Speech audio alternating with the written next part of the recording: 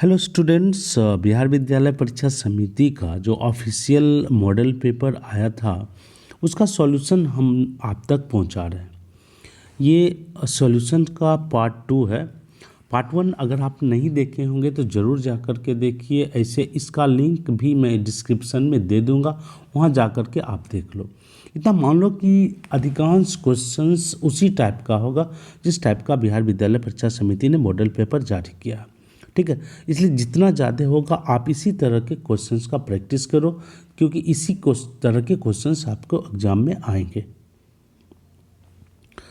तो पार्ट 1 में मैं क्वेश्चन नंबर 20 तक सॉल्यूशन बता दिया था। देखो, यहाँ पे बताने का एक मेन कारण ये भी है कि आपको एकदम सटीक सॉल्यूशन आना चाहिए, जिससे कि ऑब्जेक्टिव सॉल्व करने में आपको एग्जामिनेशन हॉल में बहुत कम समय लगे। अगर ज़्यादा समय लगता है तो कोई फ़ायदा नहीं है, क्योंकि आपके पास समय उतना होता नहीं ऑब्जेक्टिव क्वेश्चंस को करने का। तो चलो तैयार हो जाओ। आज 21 नंबर से क्वेश्चन आपको सॉल्व करके बताया जा रहा है। और एक स्टूडेंट ये बात ज़रूर याद रखो कि खास करके डिफरेंशिएशन और इंटीग्रेशन का जब भी ऑब्जेक्टिव आता है उसमें सबसे ज़्यादा रोल आपका फॉर्मूला का होता है। अगर फॉर्मूला याद नहीं है ना तो फिर क्वेश्चन आप सॉल्व कर नहीं पाओगे, इसलिए फार्मूला का याद होना बहुत ज़रूरी होता है स्टूडेंट। और फार्मूला याद है तो बहुत कम टाइम में आप बना सकते हो। इसलिए मेरा यही कहना है कि अगर आपको अभी भी फार्मूला याद नहीं है, खास करके इंटीग्रेशन और डिफरेंशिएशन का, तो याद ज़रूर कर लो। जैसे कि देख लो, यहाँ पे कॉस साइन का इंटीग्रेशन पूछा गया, तो साइन एक्स का इंटीग्रेशन क्या होता है? तो साइन एक्स का इंटीग्रेशन होता है माइनस कॉस एक्स। ठीक है, माइनस कॉस एक्स। तो इस फॉर्मूला का यहाँ पे यूज आप कर सकते हो। देखो, साइन है तो इसका इंटीग्रेशन होगा माइनस कॉस। उसके बाद देखो, एंगल के प्लेस पे क्या है? 4x/5, तो 4x/5 होगा ही। और सबसे इम्पॉर्टेंट बात याद रखना स्टूडेंट, जो भी x का कॉफिशिएंट होगा उससे आप डिवाइड जरूर करोगे, x के गुणांक से। ये 4/5 से डिवाइड करोगे तो फाइनल आंसर आपका आएगा -5/4 cos 4x/5। ठीक है, और प्लस एक कांस्टेंट होगा, यानी कि फाइनल आंसर आ गया k -5/4 cos 4x/5, यानी ऑप्शन नंबर सी आपका सही है। ठीक है, इसलिए फॉर्मूला जरूर याद रखो। देखो, यहाँ पर समाकलन है cos 3x/5 का। cos 3x/5 का समाकलन यहाँ पर पूछा गया है। तो cos का समाकलन होता है, cos का इंटीग्रल होता है स्टूडेंट, वेरी गुड, साइन। तो साइन और एंगल क्या है? 3x/5, तो 3x/5 होगा बाई 3x/5 इन 3/5 प्लस सी। तो फाइनल आंसर आपका क्या हो जाएगा? 5/3 साइन 3x/5, 5/3 साइन 3x/5। और ये ऑप्शन नंबर आपका 5/3 sign 3x/5 option number D में मिल रहा है, तो आपका ये सही आंसर है D. Question number 23, sec square 5x/17। Sec square, तो आपको सेक स्क्वायर का इंटीग्रेशन याद रखना होगा, 10 होता है। तो इसका आंसर हो जाएगा स्टूडेंट 10। फिर 5x/17 है, उसके कॉफिशिएंट से डिवाइड करना है, यानी 5 यहाँ 17 हो जाएगा। और ये जो 5/17 स्टूडेंट, ये ऊपर जाके मल्टीप्लाई हो जाएगा 17/5 से। ठीक है, तो 17/5 यहाँ आ जाएगा, और प्लस के या सी आप डाल सकते हो, जो कि इंटीग्रल कांस्टेंट होता है। तो 17/5 10 5x/17 आपका ऑप्शन नंबर सी है। Question number 24, 11 to the power x dx। यहाँ भी आपका फॉर्मूला काम करेगा इंटीग्रेशन निकालने के लिए, और वो फॉर्मूला है a to the power x dx। तो a to the power x का इंटीग्रेशन होता है student a to the power x by log of a to the power x by log of a। तो इसका answer हो जाएगा 11 to the power x by log 11। और ऐसा option number आपको बी में दिख रहा होगा, तो राइट आंसर होगा option number B. Question number 25 student, यहाँ भी आपका इंटीग्रेशन से ही क्वेश्चन है। Question number 25, x into x² + 5। ठीक है, तो सबसे पहले हम लोग क्या करेंगे, इसको मल्टीप्लाई कर लेंगे, और ये मल्टीप्लाई करने के बाद क्या आ जाएगा, एक्स क्यूब प्लस 5x। ठीक है student, x cube plus 5x। अब इंटीग्रेशन का फॉर्मूला लगा लो, एक्स क्यूब का क्या हो जाएगा, x4/4 प्लस 5x का 5x² 2 plus c, x² plus 5x² plus c। और इस तरह से आपका आंसर बन गया student option number D, x² plus 5x² plus c, option number D. Question number 26। Question number 26 है स्टूडेंट, क्वेश्चन नंबर 26 है integral of e⁻x cos² minus sine 2x dx। यहाँ थोड़ा सा आपका पोटेंशियल यहाँ पे ज़्यादा लगने वाला है, क्योंकि ये डायरेक्टली फार्मूला से तो होगा ही, लेकिन आपको ये सोचना होगा कि कौन सा फार्मूला इसमें ज़्यादा यूजफुल है, कौन सा फार्मूला आप इसमें कर सकते हो। अगर डिटेल हो जाते हो तो थोड़ा सा आपका ज़्यादा इसमें टाइम लग सकता है, लेकिन मैं आपको ये सलाह दे देता हूँ, बता देता हूँ कि जब भी e⁻x आए एक बार आप इस फार्मूला की ओर ज़रूर ध्यान लगा लेना, कि हो सकता है वो क्वेश्चन इस फार्मूला पर बेस्ड हो। यानी कि e⁻x और ब्रैकेट में दो फंक्शंस ऐसा होना चाहिए जिसमें अगर आप एक को f(x) लेते हो तो दूसरा उसका डेरिवेटिव होना चाहिए। अगर ये स्टूडेंट आ गया तो डायरेक्ट इसका आंसर हो जाएगा e⁻x इंटू f(x). ये सबसे इम्पॉर्टेंट फार्मूला होता है इंटीग्रेशन बाय पार्ट से, तो हो सकता है आप इस पर बेस्ड है, ये चेक करना आपका है। और सच बात है तो क्वेश्चन नंबर 26 इसी पर बेस्ड है। ठीक है, कैसे देखो मैं सॉल्व करके बता रहा हूँ। अगर आप f(x) cos² को लेते हो तो इसको डिफ्रेंशिएट करना होगा। तो सबसे पहले देखो cos² का क्या हो जाएगा 2 cos x, cos का क्या हो जाएगा माइनस साइन x, यानी माइनस यहाँ आ जाएगा। और फिर एक फॉर्मूला ट्रिगोनोमेट्री का लगेगा यहाँ पे 2 cos x into sine x है, जो कि हो जाएगा साइन 2x। यानी आप जानते हो साइन 2a होता है 2 sin a into cos A, और वही यहाँ पर है 2 sin a cos a, तो ये हो जाएगा माइनस तो पहले से ही है साइन 2x। यानी जो मेरा हम लोगों का ये माइनस साइन 2x है वो इस f(x) का डेरिवेटिव हो गया। ठीक है स्टूडेंट, ये f(x) का क्या हो जाएगा डेरिवेटिव। और अभी जस्ट मैंने आपको फार्मूला बताया जिस फार्मूला के अकॉर्डिंग इसका आंसर होना चाहिए था e⁻x f(x), e⁻x f(x), यानी इसका आंसर होगा e⁻x और f(x) मतलब cos²x। इसका मतलब इसका आंसर हो जाएगा option number D, e⁻x cos² plus integral constant, वो तो ऑलरेडी आप जानते ही हो। क्वेश्चन नंबर 27, और 27 डायरेक्ट फिर उसी फार्मूला से आप ध्यान से देख सकते हो। इस पर अगर आप f(x) को 1/7 x⁻7 लेते हो तो इसका डिफ्रेंशिएशन क्या हो जाएगा 1/7 तो कांस्टेंट है, और x⁻7 का डेरिवेटिव होगा 7 इंटू x⁻6, 7 कैंसिल हो जाएगा। ठीक है, तो x⁻6 आ रहा, यानी यही x⁻6 आ रहा, यानी यहाँ भी आपके जो इंटीग्रल है उसका फॉर्मेट है e⁻x f(x) प्लस f'(x), यानी कि ब्रैकेट में दो फंक्शन ऐसा है जिसमें एक फंक्शन दूसरे का क्या है डेरिवेटिव है, और जब कभी आएगा तो इसका इंटीग्रल होगा e⁻x f(x), यानी जो ओरिजिनल फंक्शन है वो आएगा और उसका डेरिवेटिव नहीं आएगा। तो 1/7 x⁻7 का ही डेरिवेटिव यहाँ पर x⁻6 है मेरे दोस्त, तो यहाँ पे आंसर हो जाएगा e⁻x इंटू 1/7 x⁻7, और ये ऑप्शन नंबर आपको सी में दिख रहा है, इसका option number C is right answer. And again question number 28, integral पूछा रहा है यहाँ भी e⁻x cot 2x minus 2 cos a² 2x, यानी कि cot 2x का आप डिफ्रेंशिएशन निकाल करके देखोगे। अगर आप लेते हो y is equal to cot 2x तो इसका डिफ्रेंशिएशन क्या हो जाएगा, यानी dy/dx या f'(x) हो जाएगा। सबसे पहले cot का डेरिवेटिव होता है माइनस cos² 2x, और फिर 2x का हो जाएगा 2, यानी यहाँ भी देख सकते हो कि सेकेंड जो पार्ट है वो फर्स्ट पार्ट का डिफ्रेंशिएशन है, यानी कि अवकलन है।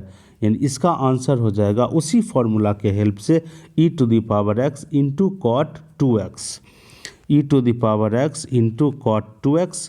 और ऐसा ऑप्शन आपको दिख रहा है ऑप्शन नंबर ए में। सो मेरे दोस्त इसका सही आंसर होगा ए। क्वेश्चन नंबर 29, ये तो क्वेश्चन आपको वेक्टर से है और वेक्टर्स में क्या है डॉट प्रोडक्ट। तो ध्यान से देखो क्या लिखा हुआ है 2i cap dot 5j plus 7k। और देखो स्टूडेंट डॉट प्रोडक्ट अगर होता है ना डॉट प्रोडक्ट तो दो परपेंडिकुलर वेक्टर का डॉट प्रोडक्ट 0 होता है। और जब भी i डॉट j आए तो 0, j डॉट k आए तो भी 0, क्योंकि दोनों परपेंडिकुलर है यानी दोनों परस्पर लंब है। तो i डॉट j यहाँ आएगा 0 होगा, i डॉट k आएगा यहाँ भी 0 होगा, यानी फर्स्ट पार्ट का आंसर हो जाएगा 0। सेकेंड पार्ट पर दिमाग लगाते हो तो सेकेंड पार्ट में देखो j डॉट i आएगा तो वो भी परस्पर लंब है तो वो भी 0 हो जाएगा, और j डॉट k है वो भी लंब हो जाएगा, इसलिए इसका सही आंसर हो जाएगा D 0।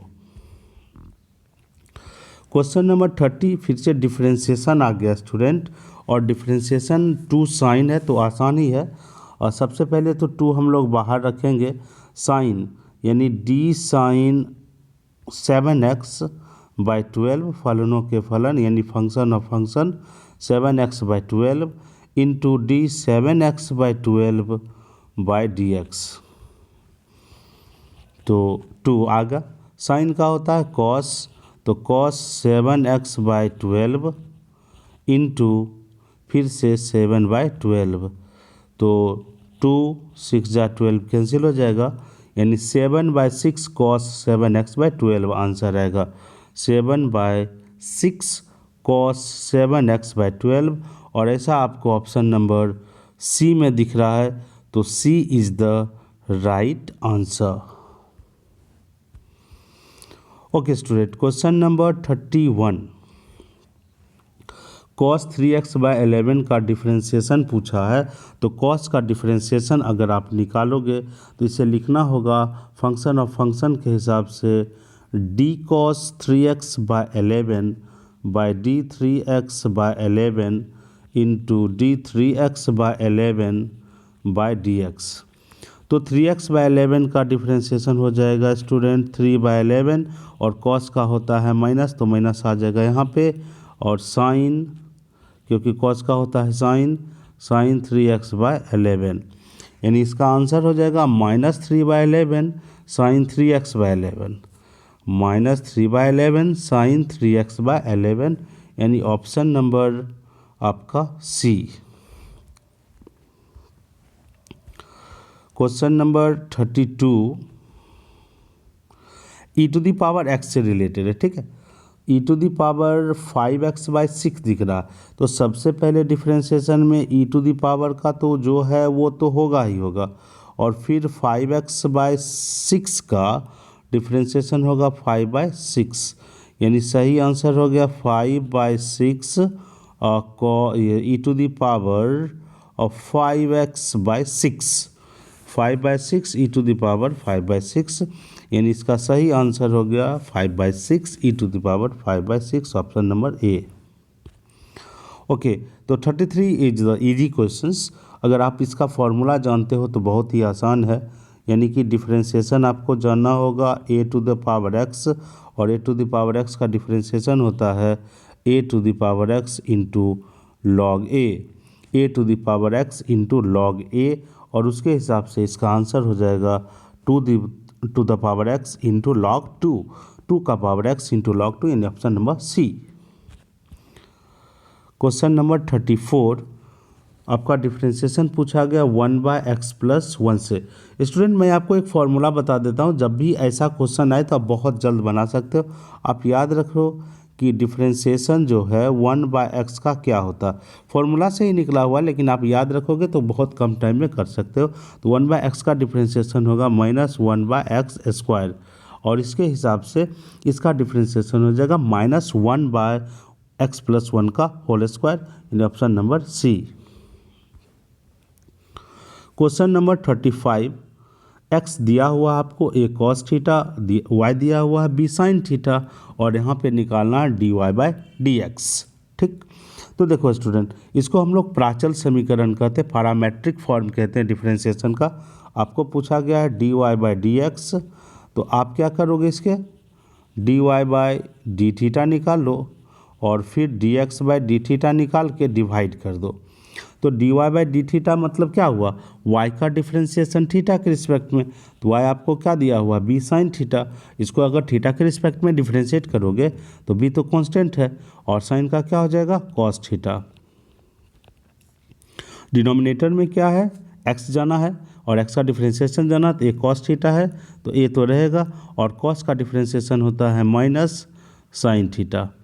यानी यहाँ से आपका आंसर लग रहा है कॉस बाय साइन कॉट हो जाएगा, यानी आंसर हो जाएगा minus b by a cot theta, minus b by a cot theta. और ये ऑप्शन नंबर आपको minus b by a cot theta कहाँ दिख रहा है, तो minus b by a cot theta B में दिख रहा है, तो B is the right answer. Okay, question number 36। चलिए अब हम लोग आ गए डिफरेंशियल इक्वेशन पे, अवकल समीकरण पे, और ये है वेरिएबल सेपरेबल, यानी कि आप यहाँ पर चर को अलग अलग करके डिफरेंशिएशन करके, यानी कि राइट साइड और लेफ्ट साइड करके इंटीग्रेट करके आंसर ला सकते हो। जैसे देखो यहाँ पे क्या लिखा हुआ, 2x dx, और इसको अगर राइट कर लोगे तो हो जाएगा 6y स्क्वायर dy। अब दोनों तरफ इंटीग्रेट कर दो, तो 2x का इंटीग्रेशन क्या आ जाएगा, x 2x है ना, तो x का तो इंटीग्रेशन होगा x square by 2 into x square by 2, तो एक्स स्क्वायर बाई 2 आएगा तो 2 कैंसिल हो जाएगा। दाहिना तरफ देख लो 6 है, और y स्क्वायर का डिफरेंशिएशन क्या आ जाएगा, y integration y cube by 3 plus C, यहाँ से 2, तो फाइनल आंसर आपका क्या आ गया, एक्स स्क्वायर बराबर 2y क्यूब, और इसको जब एक ही साइड करेंगे तो x square minus 2y cube बराबर क्या आ जाएगा, कि option number C is the right answer. Question number 37 student, यहाँ पे देख सकते हो आपको डॉट प्रोडक्ट से क्वेश्चन पूछा गया है, यानी सदिशों का अदिश गुणनफल से, जिसमें आई जे डॉट करने पर 0, जे डॉट के करने पर 0, लेकिन आई डॉट आई करने पर कितना होता है, 1 होता है।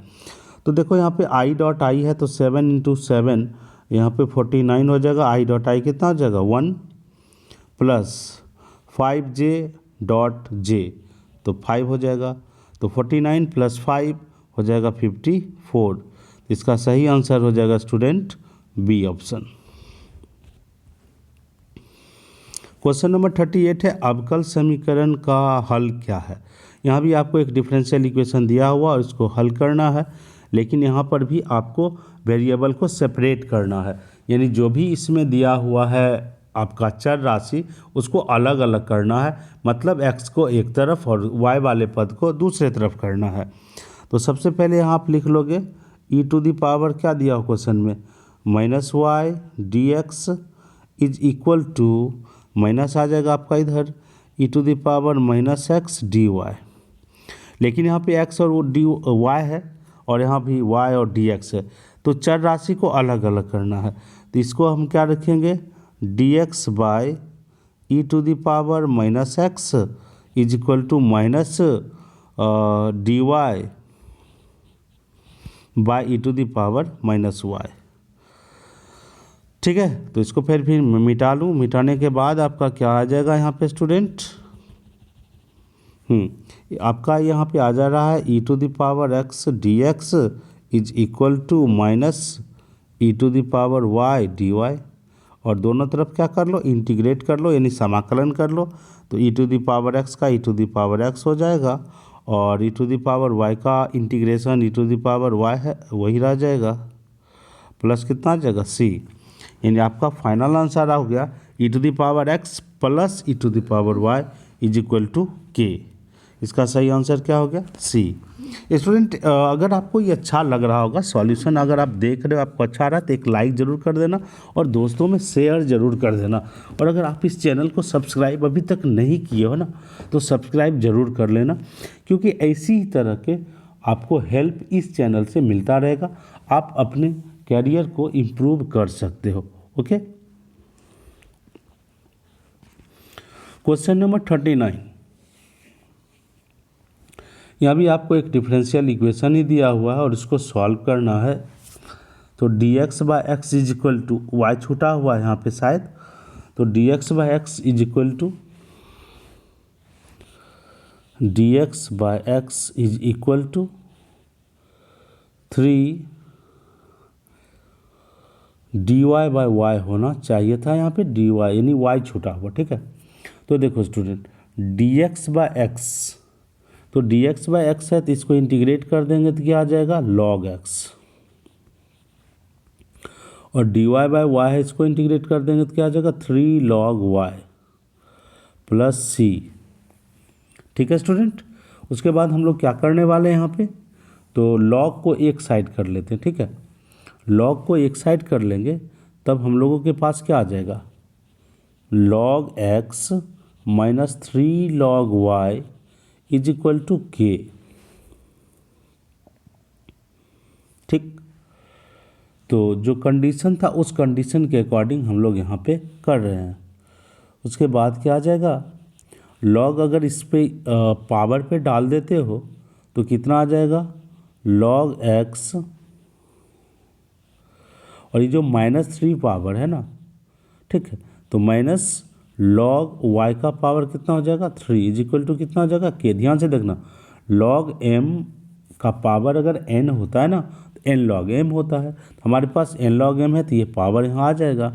अब यहाँ पे हम फॉर्मूला लगाएंगे log m minus log n वाला, और log m minus log n क्या होता है log m बाय n। तो यहाँ से आपका क्या आ रहा है, आपका आ रहा है log x by y cube is equal to constant, और कॉन्स्टेंट को आप log c लिख सकते हो क्योंकि log c भी एक कॉन्स्टेंट है। तो log दोनों तरफ से हटाओगे स्टूडेंट तो x by y cube is equal to आ जाएगा c, यानी x is equal to C y cube, यानी कॉन्स्टेंट आप c दो k दो कोई फ़र्क नहीं पड़ता, इसका सही आंसर हो गया d, ठीक है।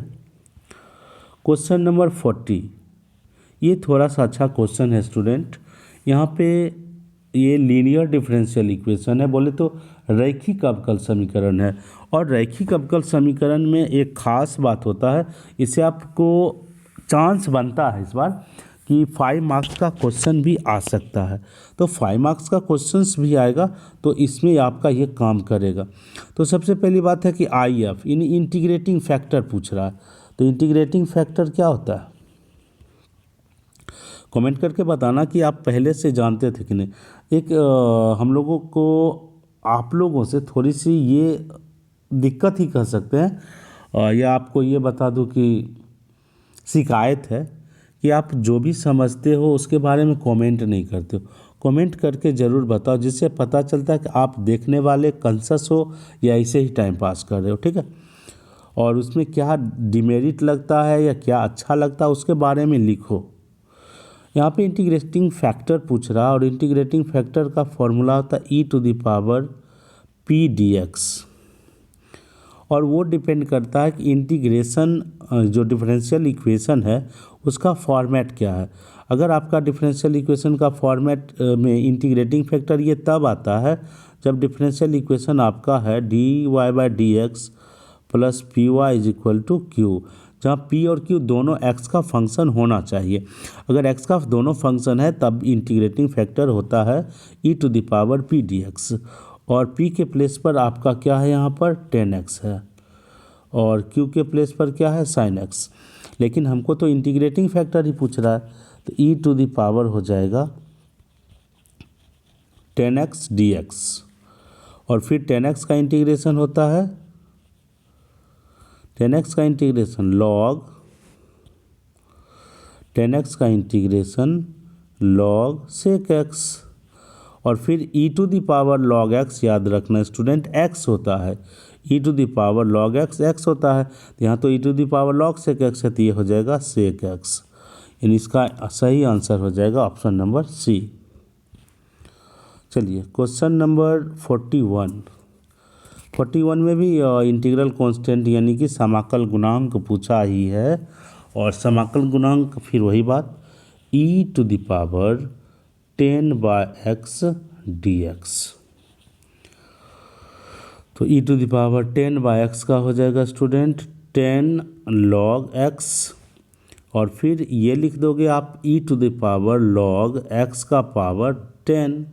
और अभी जस्ट आपको फॉर्मूला मैंने बताया कि e का पावर log x x हो जाता है, तो x का पावर 10 ये हो जाएगा, इसका वैल्यू x का पावर 10, यानी इसका डिफरेंशिएशन ये इंटीग्रेट कोफिशिएंट यानी IF हो जाएगा, इंटीग्रेटिंग फैक्टर हो जाएगा x का पावर 10, यानी ऑप्शन नंबर सी। फिर क्रॉस प्रोडक्ट, हाँ स्टूडेंट याद रखना कि दो इक्वल सदिश का क्रॉस प्रोडक्ट 0 होता है। A क्रॉस A ये हो जाएगा 0 वेक्टर, B क्रॉस B ये हो जाता है 0 वेक्टर। तो आपको जो भी है उस पर ध्यान रखना है। सेम का जब भी निकालोगे क्रॉस प्रोडक्ट स्टूडेंट वो हो जाएगा 0। अब यहाँ पे देखो, लेकिन अगर I क्रॉस J है तो K क्रॉस I है तो J, और इस तरह से आपको यहाँ पे देखो I क्रॉस I है पहली बार, 2i cap cross 5i cap ये हो जाएगा 0, फिर प्लस 3 और इंटू 5, ये तो सिर्फ अलजेब्रा है तो 3 इंटू 5 होगा, लेकिन यहाँ पे होगा k क्रॉस i, और k क्रॉस i तो हो गया 15, और k क्रॉस i। तो देखो एक ट्रिक मैं बता देता हूँ, यह तो सर्कल से आप समझ सकते हो, यहाँ पे i, यहाँ पे j और यहाँ पे k रख करके, यहाँ पे देखो k क्रॉस i है तो क्या हो जाएगा j वेक्टर हो जाएगा। ये जब भी आपको लगे ना आप आगे बढ़ो, जैसे i j तो अगला लेटर कौन है k, तो i क्रॉस j क्या हो जाएगा k, या फिर k क्रॉस i फिर आगे बढ़ गया तो क्या हो जाएगा j। तो k क्रॉस i आगे बढ़ने का चांस है, इस तरह से हम लोग घूम रहे हैं, तो k क्रॉस i हो जाएगा j, तो 15j इसका आंसर हो जाएगा, 15j cap, option number B. याद रखना ऐसे क्वेश्चंस आएंगे। क्वेश्चन नंबर 43, एक सदिश है जिसका मैग्नीट्यूड पूछा जा रहा है, यानी एक वेक्टर है जिसका मैग्नीट्यूड पूछा जा रहा है, इसका मैग्नीट्यूड हो जाएगा 2 का स्क्वायर 4, 2 का स्क्वायर 4 और 1 का स्क्वायर 1, तो कितना हो जाएगा 9, 9 का स्क्वायर रूट 3, तो इसका मैग्नीट्यूड यानी परिमाण कितना हो जाएगा 3। क्वेश्चन नंबर 44, ये प्लेन से इक्वेशन है, बहुत जल्द बनता है, याद रखना स्टूडेंट। इसके लिए मैं आपको एक रिजल्ट बता दे रहा हूँ कि जब भी किसी प्लेन का equation ax plus by plus cz plus d equal to 0 है, आप याद रखोगे कि ये b और c क्या रिप्रेजेंट करता है। तो ये जो ए बी सी आप देख रहे हो ना, ये ए बी सी प्लेन के नॉर्मल का डायरेक्शन रेशियो है, यानी ए बी सी उस तल के लंब का दिक् अनुपात है। हाँ सही सुना आपने, उस तल के लंब का दिक् अनुपात है, तो लंब का दिक् अनुपात ही पूछा जा रहा है। और इस तरह से इसमें ए देखो 1 है, बी के जगह पर 1 है, सी के जगह पे -1 है, तो अभिलंब या लंब एक ही चीज़ होता है स्टूडेंट, तो लंब या अभिलंब का दिक् अनुपात होगा 1 फिर 1 फिर -1, 1 1 -1, जिस ऑप्शन में होगा वही आपका सही आंसर है। और ऐसा आप बी में देख रहे हो तो B is the right answer. Question number 45, straight line का इक्वेशन दिया हुआ, और स्ट्रेट लाइन के इक्वेशन में आपको करना क्या है, स्ट्रेट लाइन में दिक् अनुपात पूछा जा रहा। तो स्ट्रेट लाइन जब भी स्टूडेंट स्टैंडर्ड फॉर्म में हो, यानी कि x - 1/a या x ऐसा मैं लिख दूँ कि x - x1/a, y - y1/b and z - z1/c रहता है ना, ये स्टैंडर्ड फॉर्म माना जाता है। अगर स्टैंडर्ड फॉर्म में ना रहे ना तो आपको स्टैंडर्ड फॉर्म में लिखना होगा, तब ए बी सी के जगह पे आता है वो उस सरल रेखा का, वो उस स्ट्रेट लाइन का दिक् अनुपात होता है। तो यहाँ पर उस फॉर्म में लिखा हुआ तो है ही, तो दिक् अनुपात हो जाएगा आपका 11:3:2। इसमें आपका सवाल ये भी आ सकता है कि इस सरल रेखा का दिक् कोज्या क्या है, तो दिक् कोज्या आप दिक् अनुपात से निकाल सकते हो, और उसका फॉर्मूला हो जाएगा आपका a by under root a square plus b square plus c square, और उसी तरह से फिर b by under root a square plus b square plus c square, और c by under root a square plus b square plus c square. लेकिन आपको यहाँ पर दिक अनुपात ही पूछा जा रहा है, जो कि होगा 11, 3 और 2, 11, 3 और 2, यानी option number C. Question number 46, ये एक स्ट्रेट लाइन है और पूछा जा रहा है ये किस निश्चित बिंदु से होकर गुजरती है। तो आप स्टूडेंट याद रखो, जस्ट अभी हम बता रहे थे कि x माइनस x1 बाय ए में जो x1 आता है वो बिंदु देता है कि किस बिंदु से वह सरल रेखा गुजरती है। y minus y1 bye B जो है यहाँ पर y नियामक है। उसी तरह से z माइनस z1 बाय जो c आता है वो z नियामक है। उस तरह से आप इसके बिंदु को बता सकते हो। x माइनस 27 को 0 कर लोगे तो x इक्वल टू आ जाएगा 27। उसी तरह से y माइनस 25 को 0 कर लोगे तो y बराबर 25 और फिर z बराबर 70, यानी जो बिंदु होगा 27, 25, 70 उसका नियामक होगा 25, ये 27, 25 और 70, यानी ऑप्शन नंबर सी। 47, दो वेक्टर है जिसका आपको क्रॉस प्रोडक्ट पूछा जा रहा है। लेकिन ध्यान दो, गजब का ये क्वेश्चन है। बच्चे अगर ध्यान नहीं दे तो डिटर्मिनेंट में चले जाएंगे। डिटर्मिनेंट से हम लोग क्रॉस प्रोडक्ट निकालते हैं, या सीधे आप लोग ये देखो कि आई कैप प्लस 5 जे कैप माइनस 9 के कैप, ठीक है। और जो दूसरा वेक्टर है उससे 2 कॉमन आ रहा है, तो ये हो जाएगा आई प्लस 5 जे माइनस 9 के।